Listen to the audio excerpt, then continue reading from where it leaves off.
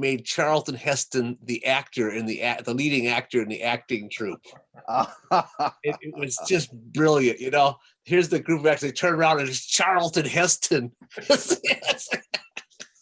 It was great. He did a terrific job too. And you know, and Hamlet's supposed to be in awe of how great the actor is. You know, why not bring in a legendary actor to play the actor?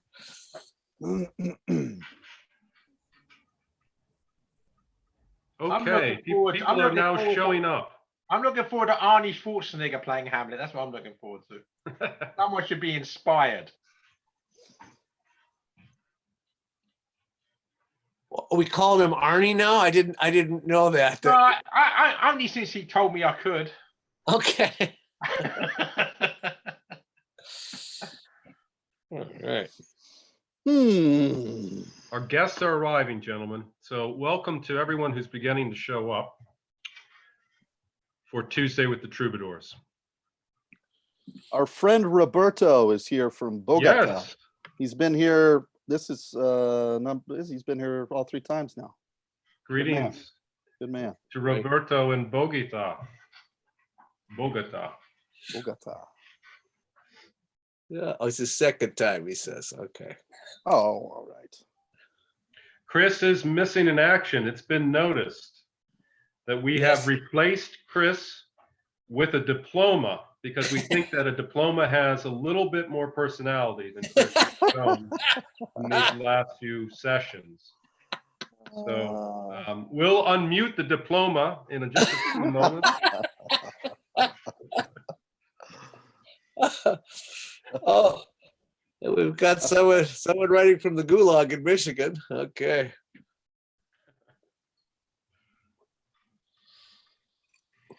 What drinking game? None of us are drinking today, KDG. We decided that we had so much last week that we've all been sort of, off the booze since last week.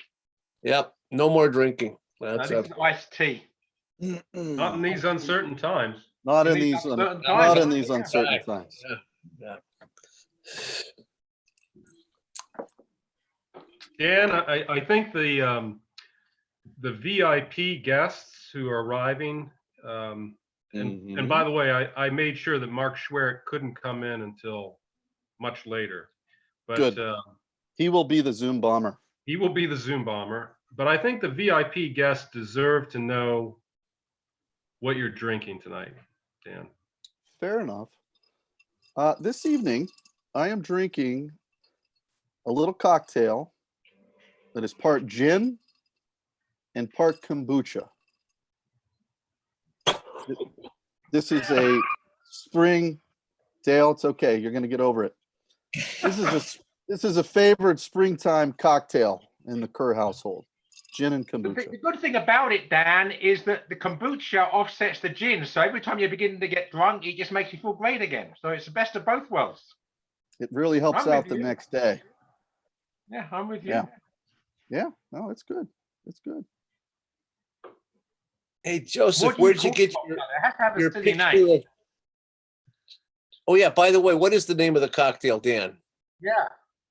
There is no name. Yeah, it has to have a name. Hog Farmer. Yeah, the Hog Farmer. Yeah. It does seem a bit froofy for this group. I'm a little bit bashful, but I'm going to keep drinking it. Okay. Joseph, there was a question. Oh yeah, Joseph, what are you drinking? What are you drinking? Oh, I'm pretty my usual. It's a Kentucky bourbon, cheap Kentucky bourbon. I can't afford. I'm a poor struggling writer.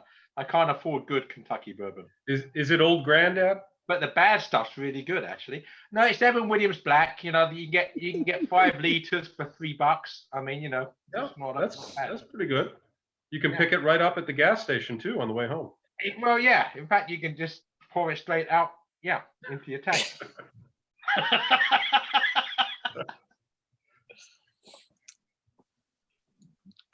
All right. Dan, are you using a teleprompter tonight? I am. Is that look fair? at Is that here. allowed? Is that Christopher permitted? Check. There we go. Hey, can you, Oh, loud and Emily, clear? Emily, In you the nick saved. of time. Oh, Yeah. Emily's much better looking than I am, I assure You know, you. you said that. We had noticed, Chris. yeah, yeah. That was one of those unnecessary comments there. Yep. Didn't even need to. be said. So Chris, wait, we I had- have a question. Go We ahead. had Go already ahead. told everyone that your part was going to be played by a diploma hanging on the wall. I have a serious question. Well, first of You all, come I to the wrong apologize for being shop. late. I had to host the show, Catholic Answers Live. What's his name? Cy. Sorry, a little bit is a little feeling a little under the weather. So here's my question, Dale. I am Yes. taking advantage of the pestilence to organize the books on my shelves here. Is this history? Is this theology? Where does this go, Dale? Yeah. Yes. That's history. That's theology. It also would go. So I should under- have 2 copies of it. Is that right? Yeah. Yeah. Too. That's the problem with any Chesterton book. You can't. It doesn't fit into any known category. Any I Chesterton need a book. whole shelf for Chesterton. Exactly. I mean- His own shelf. Yeah. It's He down gets his here. own shelf. Other bookstores, back in the day, there'd be bookstores that would just have a Chesterton section because of they didn't know where to file them. Yeah. They're like Lay's potato chips, really. And how are they like Lay's potato chips, William? Yeah, this is tenuous to say the least. Yeah. Yeah, he's struggling. We're William, all we didn't answer. listening. We didn't answer, William. Oh, I missed the question. What? How are they like Lay's potato chips? Well, you can't just have one. Oh, I see. Oh, okay. Oh, I see. All right. Okay. I get. Yeah, that's you got to have multiple copies of the book. Oh yeah. Okay. I get it. All right. I'll leave the Chesterton humor to you, Dale. No. That was. I mean, that wasn't humor. That's the thing. Okay.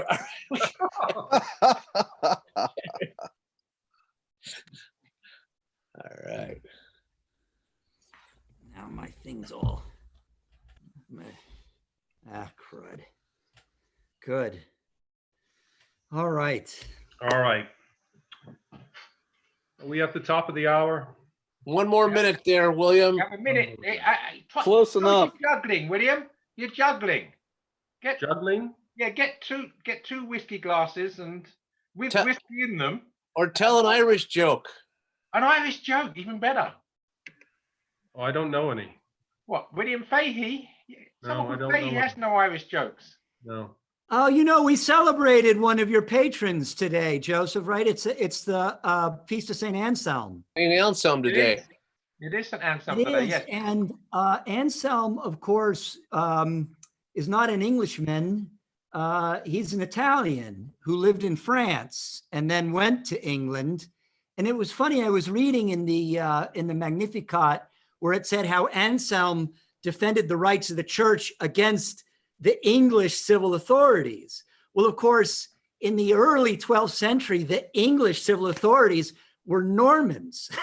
They were not Anglo-Saxons. Right. The language of court would have been French. And, we had just had the invasion and theft of Anglo-Saxon land by the Normans, less than a half century before, about half century before. So it's just funny the way, everybody thinks, the English civil authorities. Well, really, they were Normans.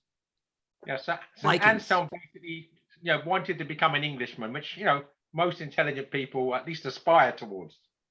Yeah. Chris, you raise a very important matter. English Yeah. authority. So you weren't here. I'm going to ask you a question. Oh no. I'm going to hold up my bottle, but I'm not going to show you the front, except very briefly.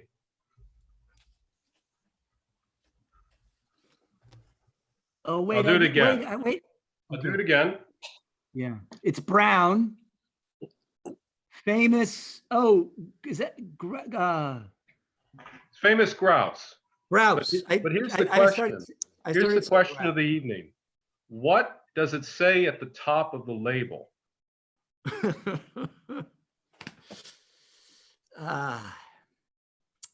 It has something to do with English authority, I gather. And today, You're getting today, warmer. Oh, and St. Anselm? Or not brewed quite. by the Archbishop of Canterbury? Getting Thanks be to warmer. God. Thanks be to God not. Distilled in Canterbury. Here, Distilled by I'll start the sentence. I'll start the sentence for you because Dan's looking a little nervous, so we can't drag this out more than about 10 minutes. Okay, 12. By appointment to Is Her Majesty the Queen. very good. Why is that important today? Joseph, help me out here. Does it have because something Her to Majesty- do with how because it's Harry Her and Majesty's Meghan live in official Los birthday. Angeles now? William, It's the Queen's birthday. it's Her Majesty's birthday, exactly. Ah. So it doesn't have anything to do with how Harry and Meghan live in Los Angeles now? No, Okay. No, no. but that They're is not important. essential workers. No, let's not mention their names again, please. Yeah, no, that, Not on the please, Queen's let's birthday. keep things polite. All right. I'd like to let's see. All right, we're at the top of the hour, and Let's Dan go. is shifting. His table is starting to tremble a little bit. So I'm going to welcome everyone to our third Tuesday with the Troubadours. And very briefly, I'd like to introduce the Troubadours leading up to tonight's speaker. So in the left corner, I think, we've got the celebrated author of 5 books on G.K. Chesterton, an energetic lecturer, the man of Minnesota, and I think the abbot superior of the Society of Gilbert Keith Chesterton of the Primitive Observance, Dale Alquist. Well, Next to him, at least on my screen, in the left corner, we have the man from Barking. Yes, He is Barking. Represents the Barking. Mr. Joseph Pierce, my absolute favorite visiting fellow of Thomas More College, the author of Can I many interject, by the way, did you know that Barking is in Bede's, the Venerable Bede's Ecclesiastical History of England? I did not know that. Well, there you are. That's a piece of trivia. You can now move on. Yeah. Is that the town that he shook the dust from his sandal straps from or something? Or?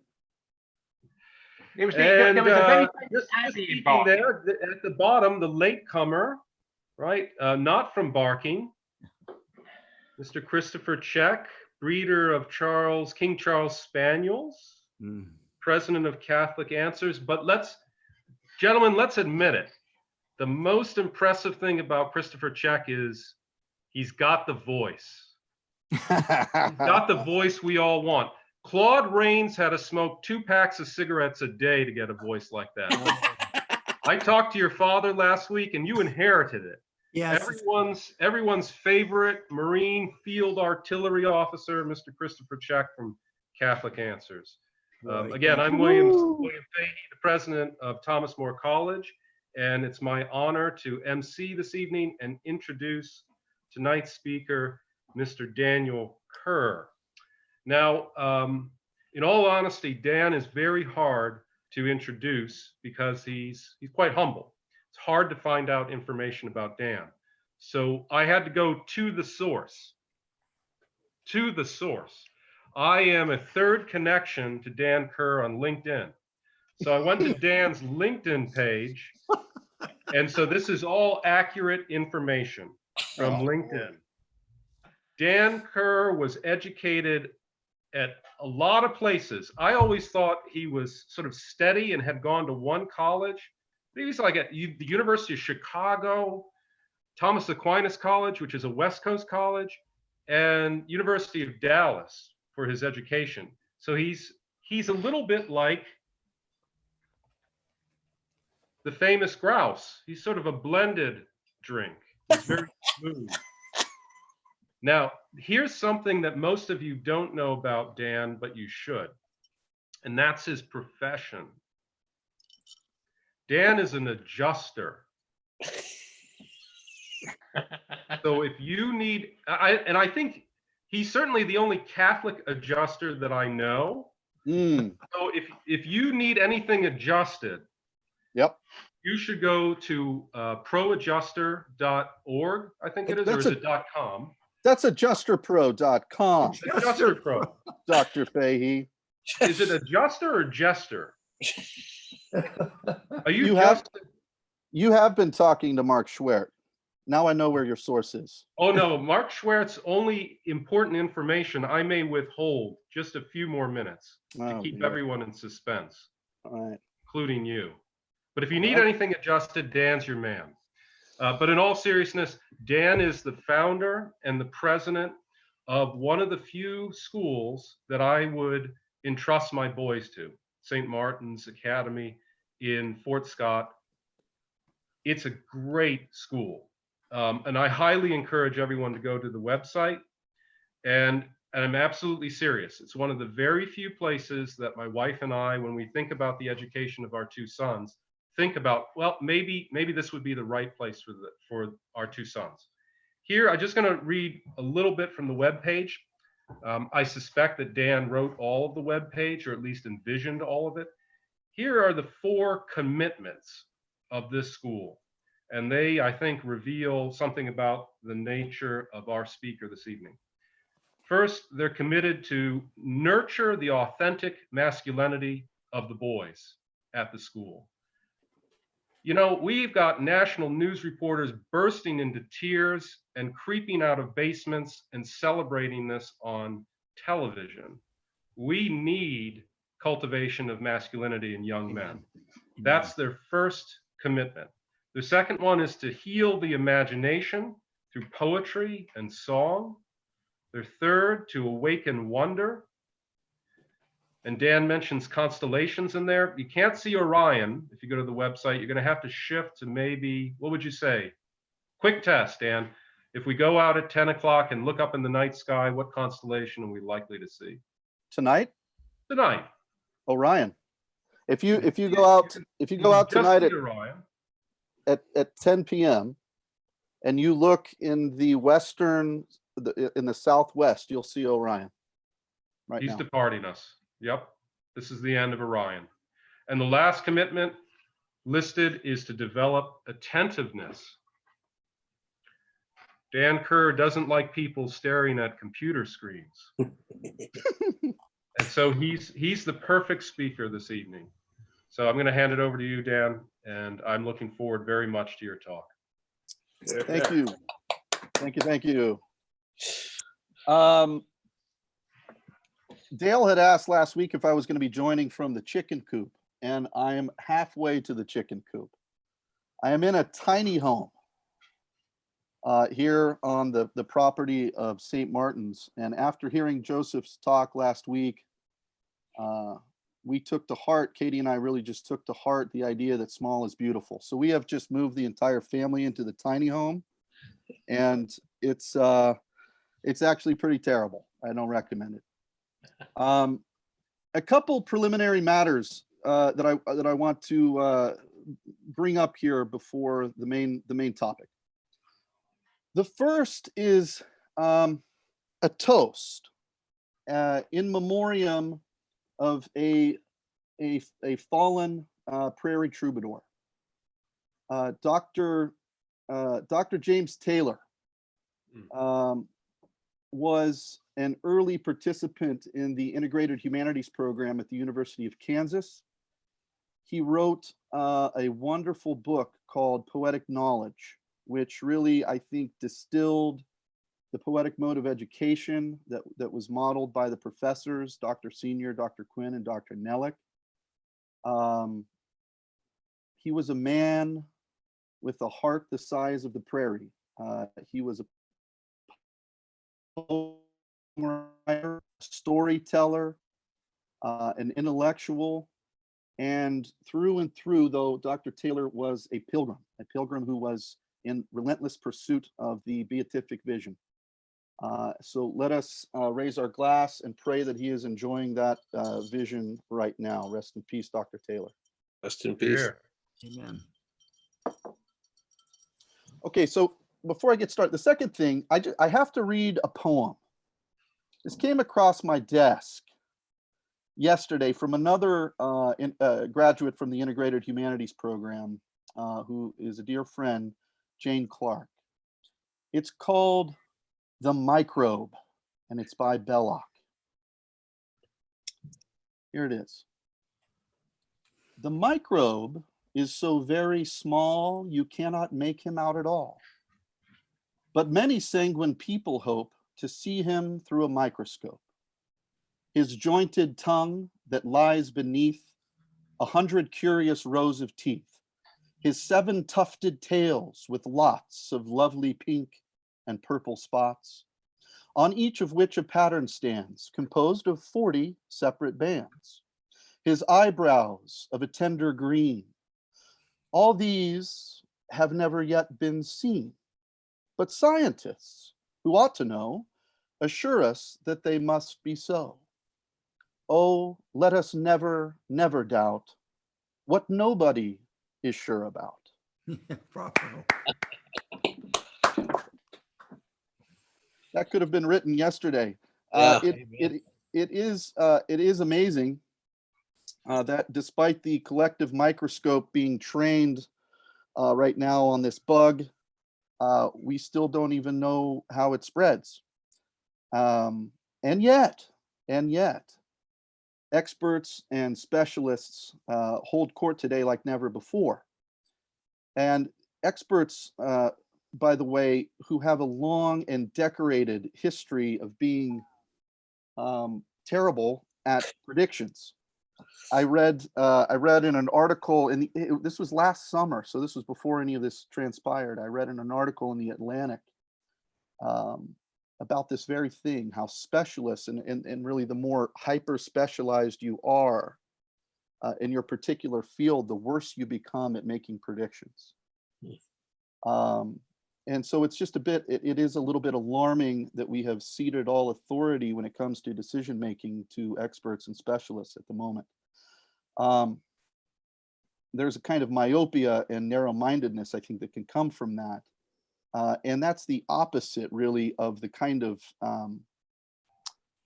true perspective that comes from a well-rounded mind, a mind that can make judgments based upon looking at the whole, moving around the thing, and then seeing through to the heart of the matter.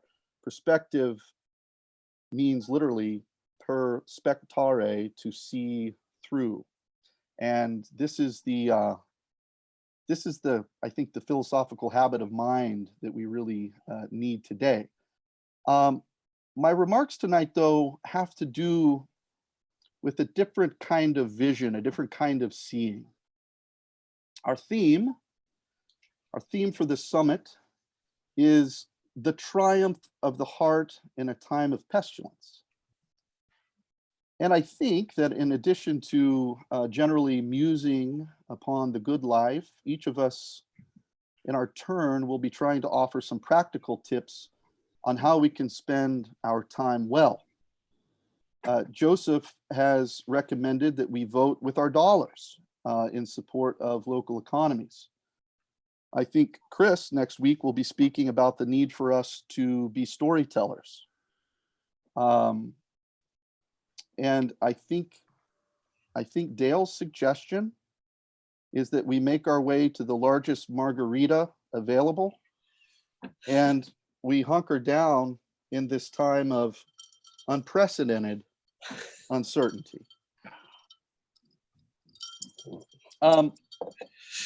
Now, my suggestion is, I think, perhaps a bit more humble, may even seem a little bit impertinent, but I am going to recommend that we all become bird watchers.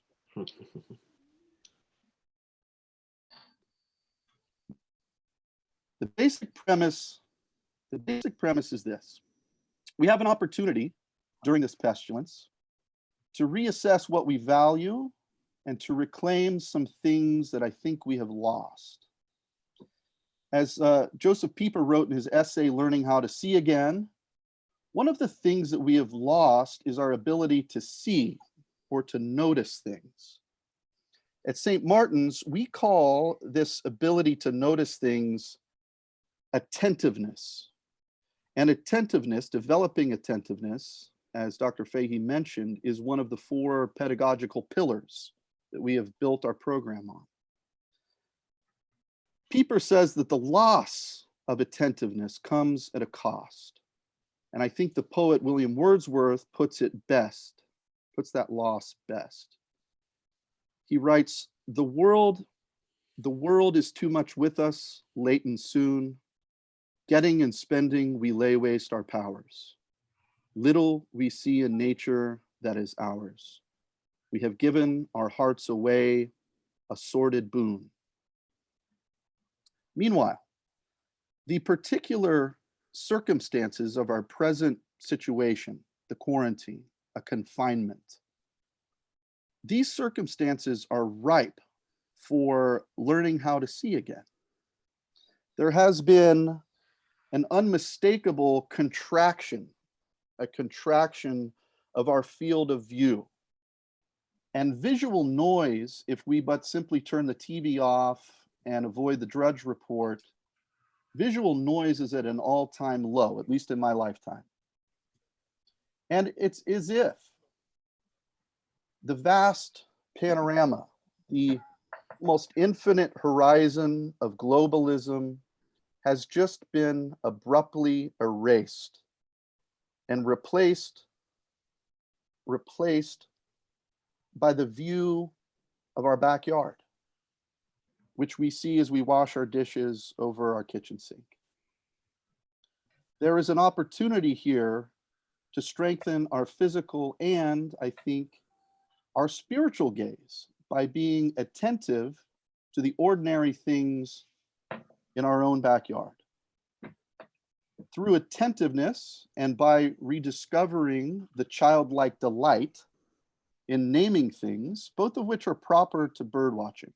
So attentiveness and naming, those are proper to bird watching. We can once again see in nature what is ours and combat the tendency towards isolation from God and from his creation that is brought on by the pursuit of getting and spending.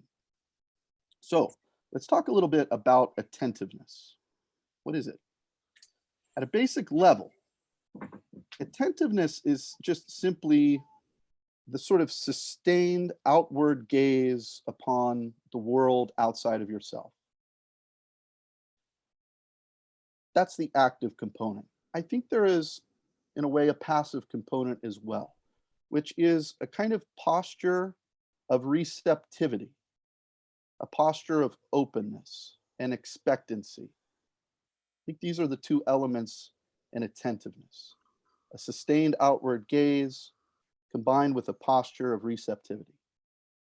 The opposite of this, in many ways, is narcissism, which Chris Check has brought up several times already. And certainly narcissism is Spiritus Mundi's flavor of the month at the time. There's no question about it. When you think about the selfie, it is remarkable. Here you are with your phone, and you're holding it out to the world, as it were, a kind of mediator, a kind of lens or eye, and you're presenting it out to the world. And what do you see? You see yourself. So, true attentiveness. What is it? Sherlock Holmes, in The Adventure of the Blanched Soldier, conducts an interview with a client who is so shocked by the reach of the great detective's observational powers that he asks Holmes to account for it. And Holmes replies, "I see no more than you. Train myself to notice what I see." This distinction between seeing and noticing contrasts, on the one hand, a largely passive form of sensation, and on the other, an intensely active engagement that includes both the senses and the mind. Now, the first time this distinction fully dawned on me was as a senior at the University of Dallas. I was entering the second semester of my senior year. And it was brought to my attention that I was deficient in an elective credit in the sciences. This was a rather, this was not a happy discovery that came to light through my advisor. This was an outstanding credit, and I needed to take care of it if I was going to graduate. Now, I'd heard about a class, a science class, called avian ecology. And I'd heard about this from my sister-in-law, and I understood avian ecology to be kind of a sciencey way of saying bird watching. It sounded, the course sounded kind of quirky. It sounded a little bit more like a club than an actual class. And really, most of all, it sounded undemanding, which was what I was interested in. All right. So I was engaged in preparation for comps. I was gearing up for my senior thesis, and I needed to avoid distractions. So I signed up for avian ecology. And long story short, the class became quite a distraction after all, although not in the way I had imagined. The class was taught by a venerable old field ornithologist named Warren Pulich. And that class ended up being my favorite class that I ever took in college. And there was a key moment in that class. One day, I walked outside of my apartment and I saw a strikingly patterned bird skipping around in the parking lot. It had a bold black bib. It had these beautiful chestnut colored shoulders, and it moved with great pluck and confidence. And I searched in my field guide for quite some time, and I finally sort of narrowed it down and concluded that it must be a kind of sparrow. All right. But there was no New World sparrow that matched its unique color pattern. There was a certain kind of sparrow called a Harris's sparrow, which was close. But this bird was clearly much smaller. So I was stumped. Now, that I was stumped was no shame in one sense, because this sparrow was not a New World sparrow, but an Old World sparrow. And consequently, it was in the very back of the book, almost as a kind of addendum. So it was buried in the back of my field guide. And I didn't see it. On the other hand, this was not at all, as it turns out, a positive referendum on my own attentiveness, because this bird, as it turned out, is the single most abundant bird in the entire United States. Right? I had seen this bird 1,000 times, probably more. I'd seen dozens of them every single day as a student at UD alone. And though I had seen it 1,000 times, I had never noticed it. I had never noticed it. And that moment was an awakening for me, and really began what has been since that time an obsession of sorts with birds, and in particular naming birds. So I want to talk a little bit about naming. The act of attentiveness, I think, finds its full expression literally in the act of naming. There is a chasm, there is an existential rift that exists between you and the thing that you are observing, whether it's a bird or a tree or whatever it is. There is a and that thing until you name it. It goes like this. You see a bird, you have an idea perhaps of what family it belongs to. You can see its size, its shape, you know some things about it.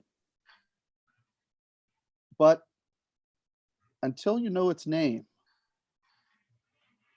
the relationship has a certain kind of distance to it. It's very mysterious.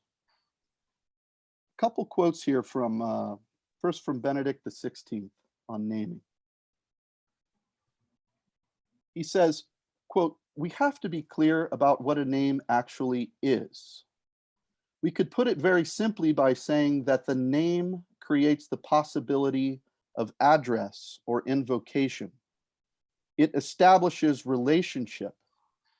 When Adam names the animals, what this means is not that he indicates their essential natures, but that he fits them into his human world and puts them within reach of his call." And then a quote from Stratford Caldecott, who I know about because of Dr. Fahey. And Stratford Caldecott's book, Beauty in the Word, was an instrumental book in as we were articulating those pedagogical pillars, Dr. Fahey, that you read from on the website. Stratford Caldecott says, "The archetypal moment of language is that of naming, which overcomes the gap between the self who names and the thing that is named. It is this that enables us to inhabit the world in a completely new way. And behind all naming, all invocation and evocation lies the possibility of transcendence, the real presence of another beyond all others, another who is calling us to discover or create meaning in the world. The act of speaking is a wager on transcendence," end quote. Now, for all of the truth and eloquence of these two quotes, and I think they're both magnificent and rich, I prefer the inscription that was written by my dad's partner in his medical practice, who he gave my dad a field guide to birds when I was just a little boy. And the inscription said simply, "Birds are friends when you know their name." Great. Birds are friends when you know their name. Naming creates an opportunity for friendship, and friendship is what we are all meant for. We are meant to feel affection and warmth towards the things of creation. And we're meant to feel God's affection and warmth in return through that creation. Creation is a gift. It is the first birthday present, as it were, that was given to Adam, and which he could only unwrap by naming the animals. Now, this is a time I think we find ourselves in. It could be a time of real loneliness and isolation. And I think Wordsworth's words are true, that we have largely given our hearts away in the process of giving and spending, and that the world is too much with us. We need more friends. We need to deepen our relationship with God and his creation. So, last point, and I'll try to put a bow on it. Our commitment at St. Martin's to attentiveness really comes down to the fact that we see attentiveness as kind of the key move in the highest activity that we are called to, which is prayer. The French philosopher Simone Weil said that really attentiveness finally is the goal of all education. And our man, Stratford Caldecott, talks about so, quote, "Implicit in the act of attention is the orienting of the soul to God. To my mind, this is the essence of education and practically the essence of Christianity itself. The love of God is of the same substance as the love of neighbor, or I would add, that's me, the love of birds and beasts.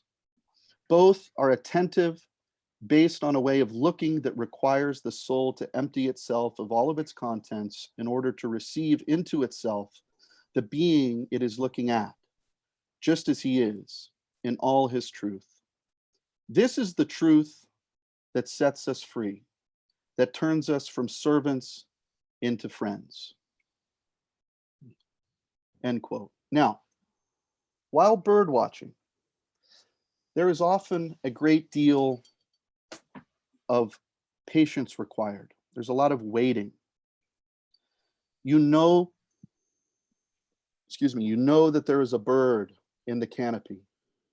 You've been given certain glimpses of it already, and you know it is near.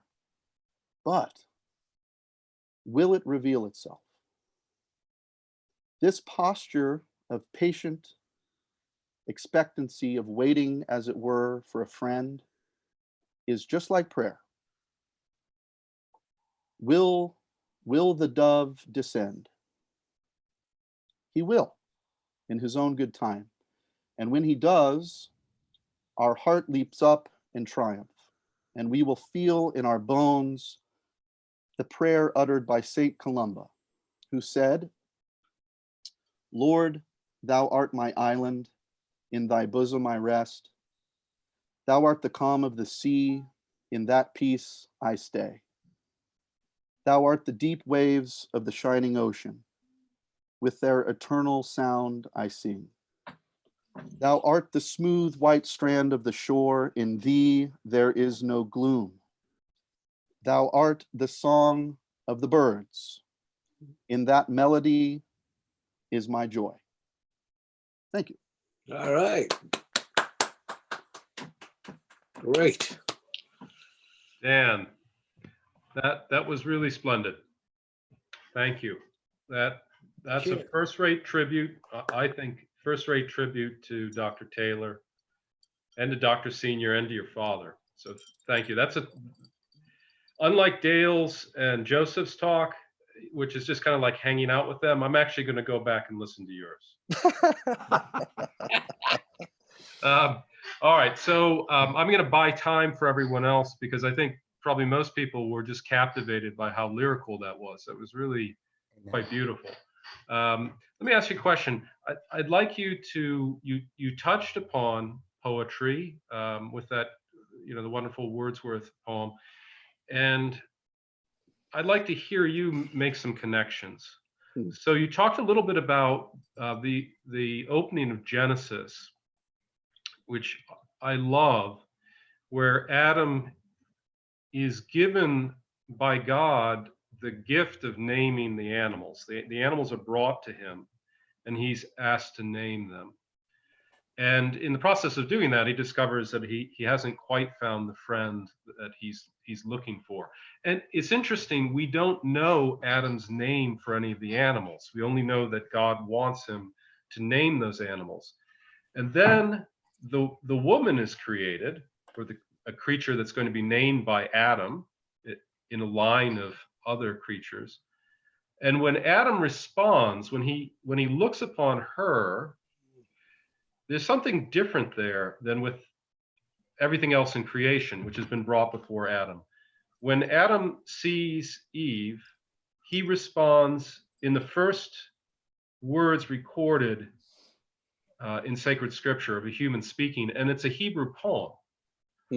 So the bone of my bone, which is usually typeset as if it's prose, is actually poetry. And so, my question for you, using that as our springboard, you talked a lot about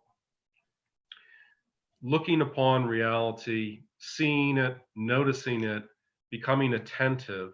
And you framed a lot of your talk with poetry, but can you tighten up the connection between attentiveness of the natural world and poetry, either the productive side, poetry that comes forth from the observer of nature, or how observing nature and the study and appreciation of poetry, the singing of songs, somehow these are together? What would you say to that? Can you walk us through that? maybe even tell us a little bit about what the boys do at the school. My connection went a little garbly, Dr. Fahey, and I missed about the last 5 seconds. Can you give that to me one more time? Just the last 5 seconds. Talk about poetry, Dan. And in the context of the school, in the context. And bring it together with nature, and tell us a little bit more about the curriculum, because obviously the curriculum reveals your thoughts and your passion about this, and you're thinking about it over the years. Sure. I might need to circle back to the idea of the connection between attentiveness and the expression of that comes forth in poetry is something I would need to think about a little bit more. I don't know that I have to offer anything particularly insightful. If you do, I'd love to hear it. As far as, let me chew on that for a minute though. Meanwhile, the curriculum, I would say a few things. One is with respect to attentiveness. Okay, let's just start there. Developing attentiveness is a difficult thing to do. One of the measures that we take is that we reduce screen time to, well, screen time doesn't happen at the school, right? The boys are not allowed to have smartphones or laptops or whatever else. There's no screen time. Bravo. Okay. That time is replaced with recitation of poetry, of music, right? And I see those things as working very much upon the imagination, Dr. Fahey, which is one of our pedagogical pillars, which is to restore the imagination. As far as attentiveness goes, there are a few things that we do. One of them is in natural history, which is a 9th grade class. And that class really, the sole purpose of natural history is just to learn the names of things, right? To learn every tree, every grass, every bird, learn the names of as many things out here on this property as the boys can. One of the things that they do is we have the boys select a sit spot. And actually, this is something I would recommend for everyone. And I try to do it myself. The sit spot is a place where you can sit for about 30 minutes to 45 minutes, if you can. And you just sit and you are quiet and you observe the world around you. And what happens is the boys at first are bored by this, right? There's nothing going on out here. I'm just sitting there. It's a waste of time, right? Eventually, though, they start to tune into things. They start hearing things. They start noticing things. They start noticing particular kinds of birds, and they're asking questions about them. They start realizing that that bird, that cardinal that they saw, is the same cardinal they've been seeing. It's an actual individual cardinal that they're kind of getting to know, right? So they start becoming attentive to the world around them, and they actually love. This is something that they come to love. This is something I would recommend, especially if anybody wants to, take seriously the advice to get into bird watching. This is a great way to do it. Anyway, I can ramble on for a while, but I'm going to stop there. Is there a follow-up question about the poetry maybe that can help me? I'm a little slow on my feet sometimes. Well, let's keep rolling. Okay. We can always come back to poetry, but I'd like to allow the troubadours to jump in with either thoughtful questions, or I think it's time for maybe a little bit of heat. So if there's a little roasting that we could do, that would be good too. And then the question feed has started rattling, and some of our viewers, our almost 400 viewers, have questions for you. So Dale or Joseph or Christopher, what do you Well, think? I could, one thing that sprung to mind with the poem at the beginning, Belloc's poem, The Microbe. It seems to me that, that Belloc is a notorious Luddite and reactionary. And the sort of microscopes that were around in the Dark Ages when Belloc were alive, obviously didn't know how many rows of teeth a microbe has. But now we have really powerful microscopes, right? And so we've got viruses, and we know exactly how many rows of teeth they have and what color the patterns are on their tails and how many tails they have. So my question would be, the question of naming, and I don't disagree with you, but I want a distinction, because there's a certain type of scientific worldview that thinks once you have a powerful enough microscope that you do know how many rows of teeth the microbe has, you've answered the question, you've named it, you put a period after the discussion, and you move on. In other words, there's an absence of anything deeper in that scientific process of naming. So how would you distinguish between this scientific naming of things and a poetic wonder at things? Yeah, that's great. Well, part of it, I think, is that the scientific approach tends to want to analyze. And in that analysis, it wants to break the thing down from the whole to its parts and really the concern there is for the material and agent causes of the thing. That's where the interest lies.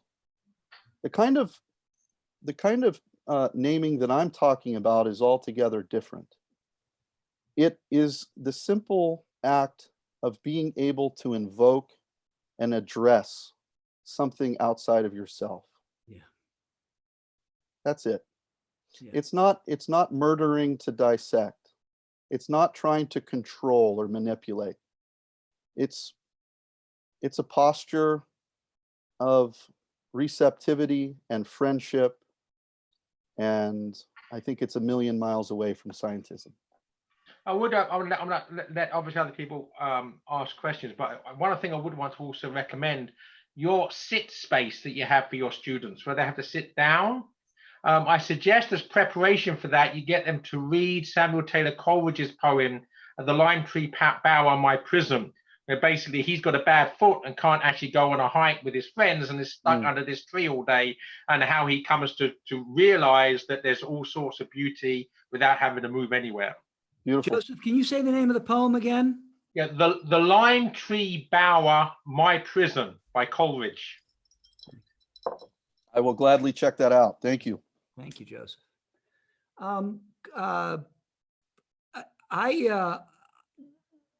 Dan, that was superb. Let me just say again, William's enthusiasm for your school, I share. It is the place to send boys.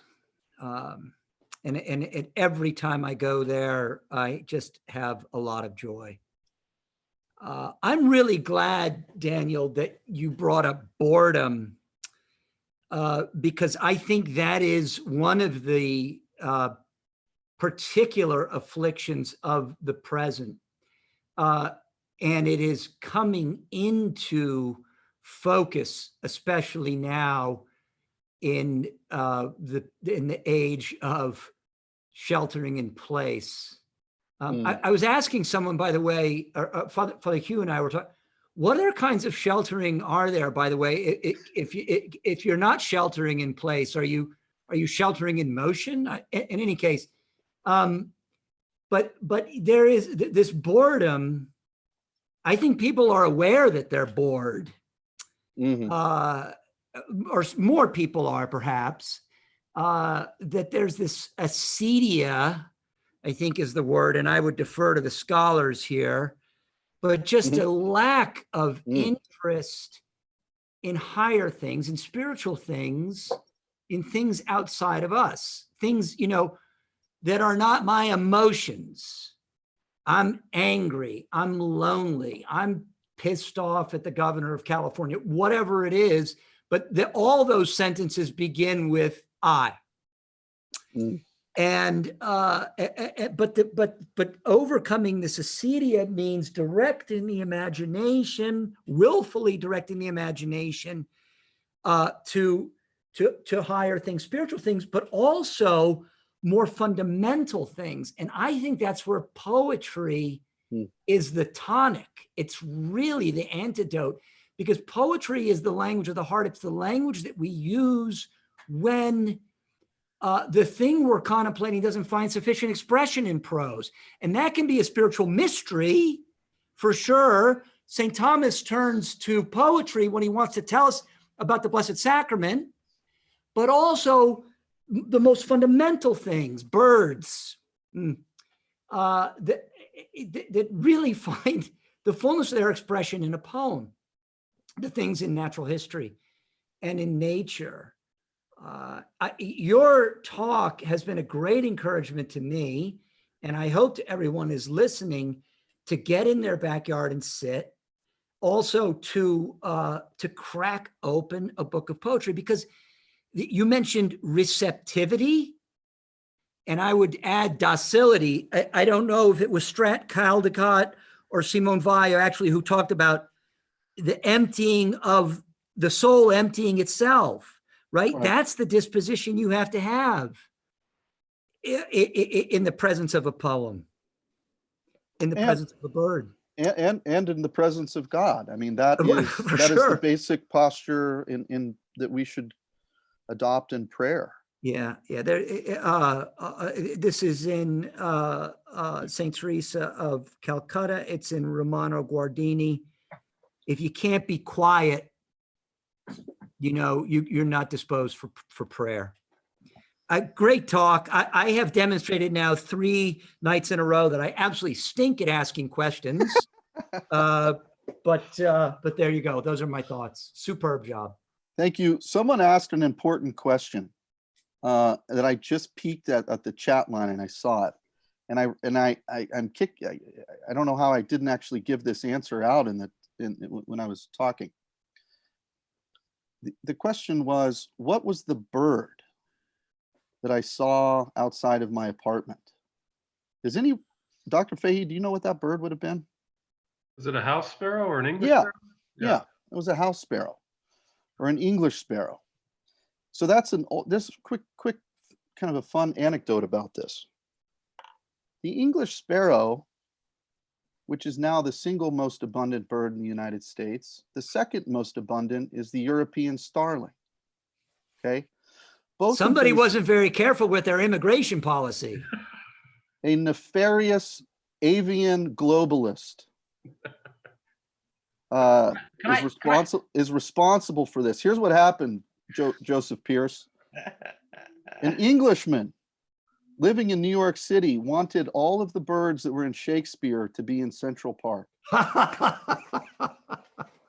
So he brought in, among other things, the English sparrow and the European starling, which promptly took over Central Park, New York, and the entire North American continent.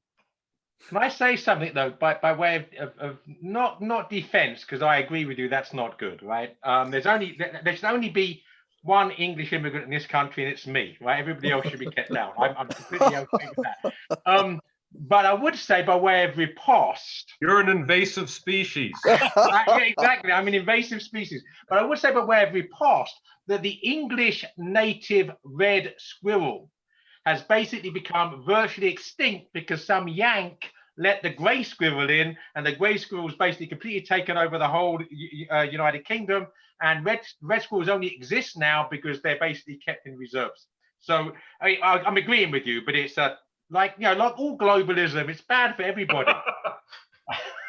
I have a quick question for Joseph. Is a squirrel a kind of bird? Is that what? Oh, squirrel. Okay, thank you. Thank you for teaching me my own language, Chris. I appreciate that. Cheers. So Christopher finally asks a question, and his question is: a squirrel a kind of bird? There we go. That's why he doesn't ask questions then. Yeah. I have a question here, Dan. Okay. First of all, I thought the talk was marvelous. It was great to finally hear a good talk on the Troubadours. It really was. And of course, your story about seeing the house sparrow reminded me, of course, of a great Chesterton line. It's from his first novel, that a man can look at a thing 999 times and then looking at it the 1,000th time be in danger of seeing it for the first time. Yeah. You just absolutely lived that one out. And then of course the sit space, Chesterton says, there's no dull sights, only dull sightseers. Right. But my question was about receptiveness. Everything you say makes sense, but one of the great dangers and the reason we criticize sitting in front of the screen is that it seems to encourage a passivity or a passiveness. Mm-hmm. What is the difference between receptiveness and passiveness? Sure. Well, they've done research, the specialists.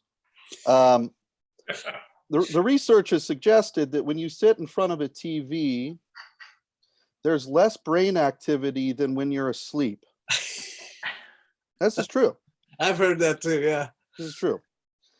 So what's going on there is you're just shutting down. Your system is just absolutely shutting down. Good. When you're in a posture of receptivity and attentiveness,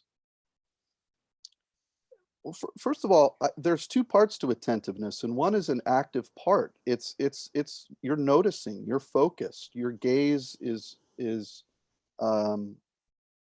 open and is searching. You're searching, right? At the same time, it's not a hurried and frenzied kind of search. There's a certain amount of patience, docility, as Chris said, and expectancy that is part of it. It is key, right? I don't know if that's helpful. No, that's a great answer. Thank you. All right. All right, Mr. Kerr, we're going to move to some questions from our audience, and I'm going to try to aggregate a few of them. Now, this is for everybody, right? Right. This is, yeah, absolutely. Okay. Yeah. All right. We're going to let you be the one who actually answers them, though. The questions are for everybody, but you answer them. All right. So, I yield my time. Yeah. Dan, when my girls were younger and we were raising chickens, and if there was a hawk that came in or a coyote, and we lost a lot of chickens to gosher hawks and red-tailed hawks and coyotes. If one of the girls heard that a chicken was killed, there was a certain point about 2 or 3 years into raising chickens and ducks where there was a very common standard question that was raised in response to one of the chickens was just killed. And it was this: named or unnamed?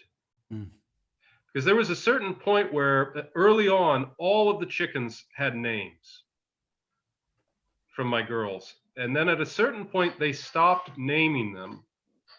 And I was always intrigued by this because I love observing and trying to learn from my children. And a couple of our viewers, who are not my daughters, asked questions about naming. Should you name an animal, for example? And this must be a live question for you. Should you name an animal that you're going to slaughter? Or another individual asked, does the act of naming signify some kind of authority or responsibility over the thing named, whether it be dominion or stewardship or something abusive? So what do you think about naming? And are there limits to naming creatures? Yeah, I think there are things. Wait, Dan, pull back. Your daughters. It's hard to hear you. Pull back from something. You're getting a lot of feedback and start all over again. Okay. Any better? Yes. Yes. All right. I think your daughters are onto something. I mean, the idea that birds are friends when you know their name, right? When there is a kind of relationship. I mean, that was the central part of what I was trying to say, is that your relationship deepens significantly when there is a name involved, when you are able to invoke and address, and it's the basis of a kind of friendship.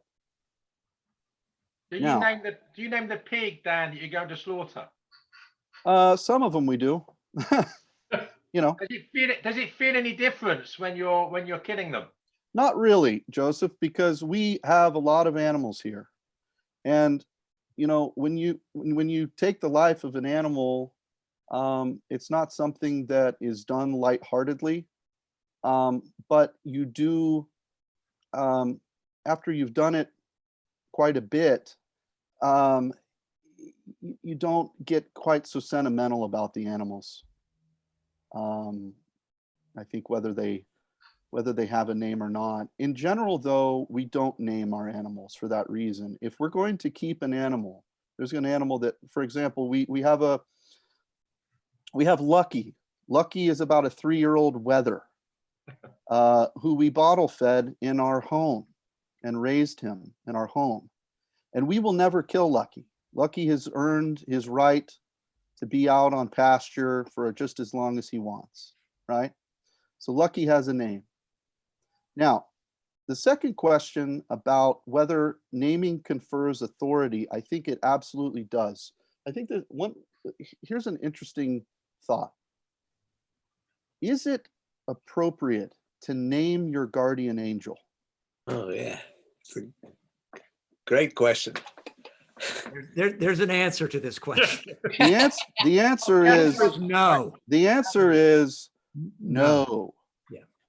You are not given that authority. You don't have the right or authority to name your guardian angel Bob or Stanley or whatever. That's not your right. Dan. Yeah. But if I don't call him Fred, how do we know when to come?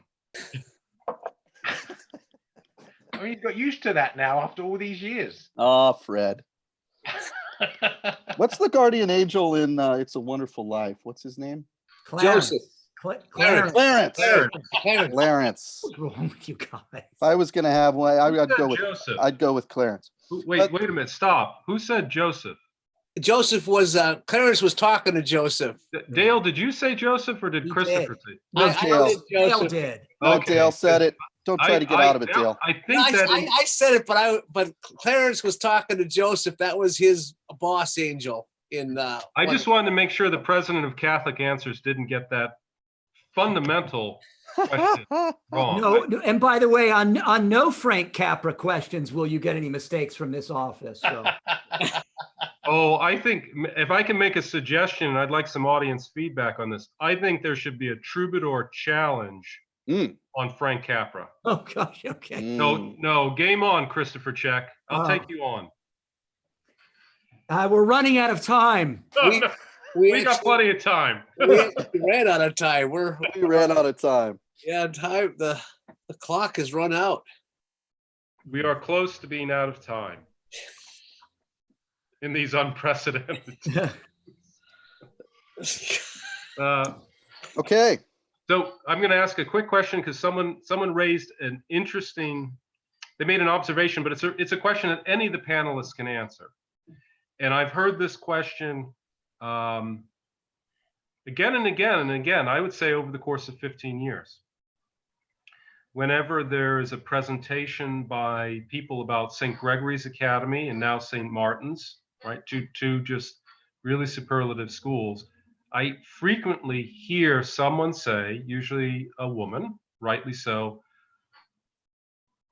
is there a school that is so interesting but appropriate for the woman or the young lady, for young ladies? And I've never heard a good reply, and I certainly don't know of any any schools or any appropriate form of education that's comprehensive in the way that St. Martin's or St. Gregory's is. Does anyone know an answer? Does anyone have a response? Because I think you see the boys from St. Greg's, you hear about St. Martin's. If you're like Chris and me, you get to go down, and it's like a retreat. I mean, it's just, I was so sad that we didn't have the Troubadour conference on site this year, just because it is restorative for me to go to Fort Scott and come visit and see the schools it's developing. But I increasingly feel for young women who say, where is our school? Where is our particular mode of education?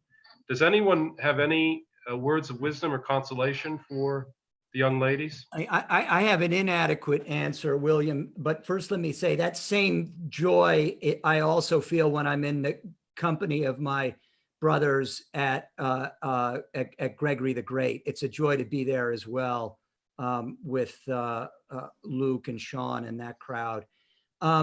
At one point, the Benedictines of Mary, Queen of Apostles, whom many of you know, also, well, not in Kansas, in Gower, in Missouri, just north of Kansas City there. They were talking about a finishing school for girls. They came out of Scranton, in fact, originally. And, but that never developed. But that would be, to me, the ideal place for one, because then a lot of the domestic arts, especially sewing, I mean, these nuns make the finest vestments made in America. And so and they sing beautifully, of course, and it's a farm. So if they could ever be prevailed upon, if Mother Abbess Cecilia there could ever be prevailed upon to dust off that part of the strategic plan, that would be the perfect place for one. I would say as well that there's a school called the Holy Name Academy in upstate New York, and another school, I think St. Dominic's in Post Falls, Idaho, which are boarding schools. If that's what's being asked, a boarding school for girls, because obviously St. Martin's Academy is a boarding school. So that I would suggest those. I did notice some of our viewers. One said Canongate, which is a very good Catholic, independent Catholic school in North Carolina, not that far from me. So yeah, I think they're out there. It's just a question of doing the research. I would say just a few things that aren't probably very helpful.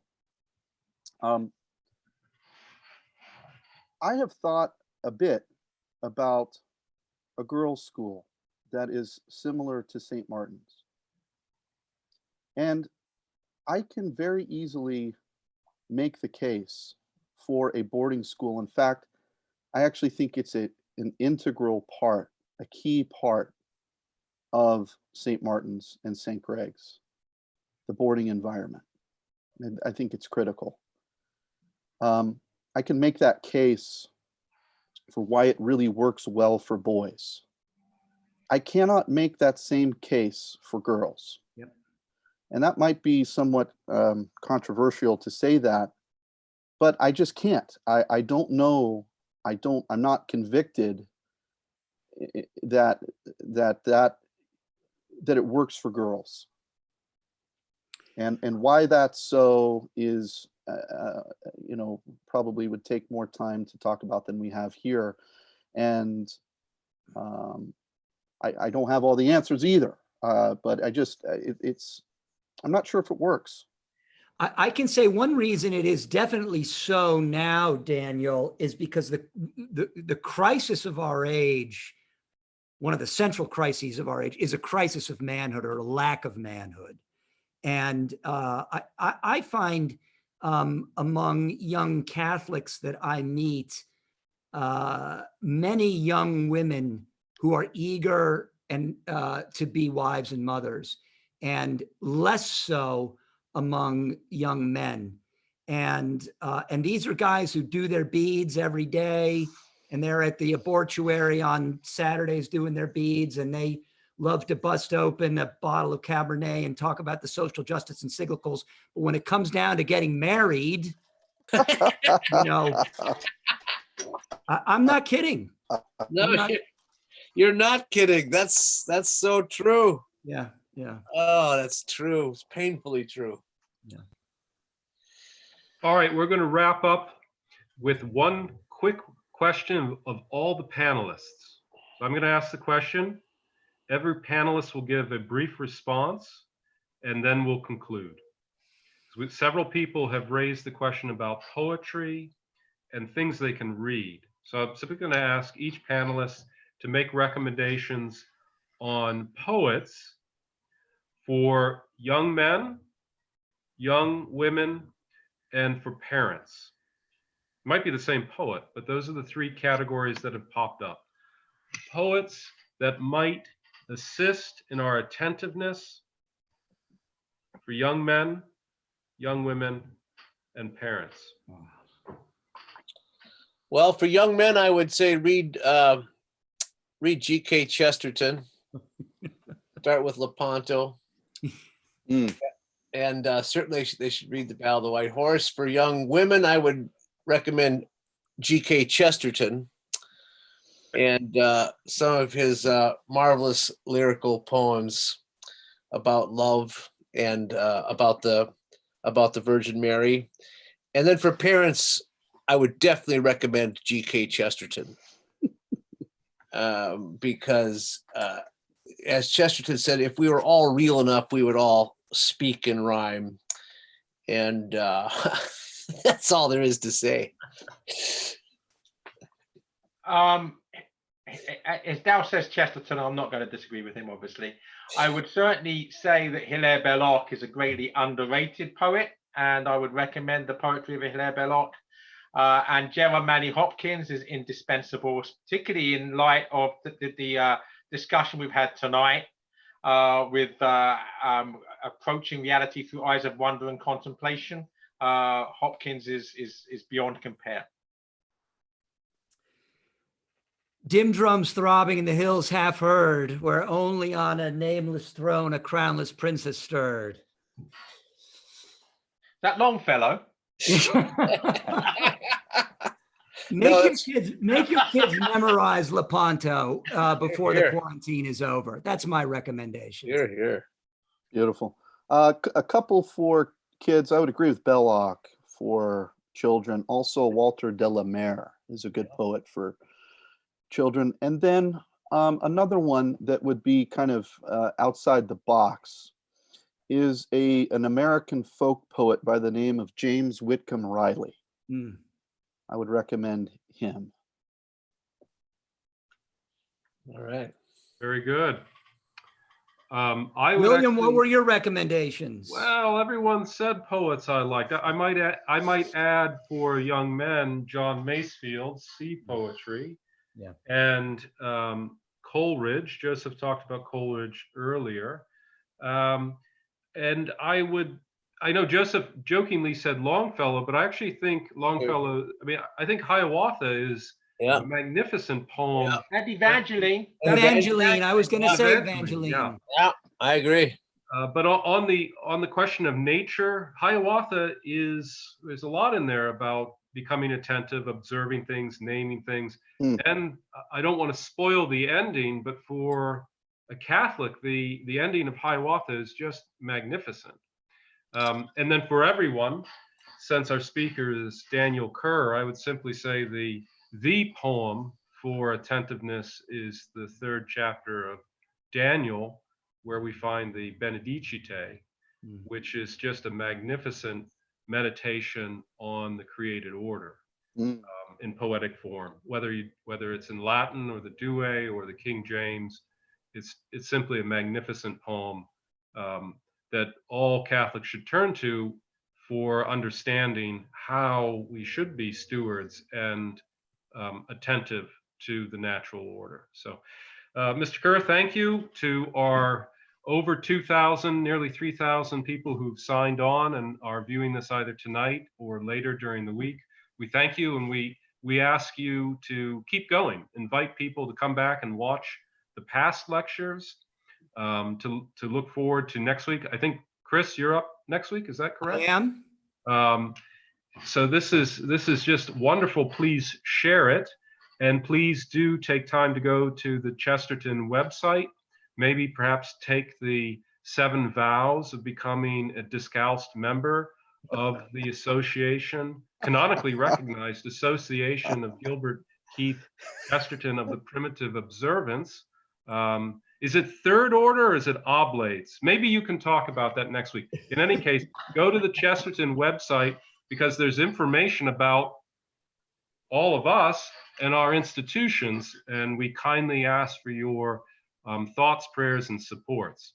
I'll simply end by pointing out that Thursday is the feast of St. George, and as Joseph is waiting for me to say, it's also a celebration of Englishness and Shakespeare's birth and death. So it's a great day. My college was placed at the beginning of the COVID crisis under the protection of St. George. And if you'd like to join us in saying prayers that St. George continue to protect the American people and our communities and families, you can take a look at the Thomas More College website. We have a whole page on COVID where there are free PDFs where you can download prayers and images to stay focused on the best things during this unusual time. In addition to the spiritual, follow Dan's advice. Look at your backyard, create a harmas, as we call it at Thomas More College, following Henri Fabre, or a sit spot, and spend time observing the natural order and perhaps see and notice it for the first time. So thank you for tuning in and listening and watching, and we look forward to seeing you next week. God bless. Great. God bless. Thank you. Bye-bye. God bless. Bye-bye.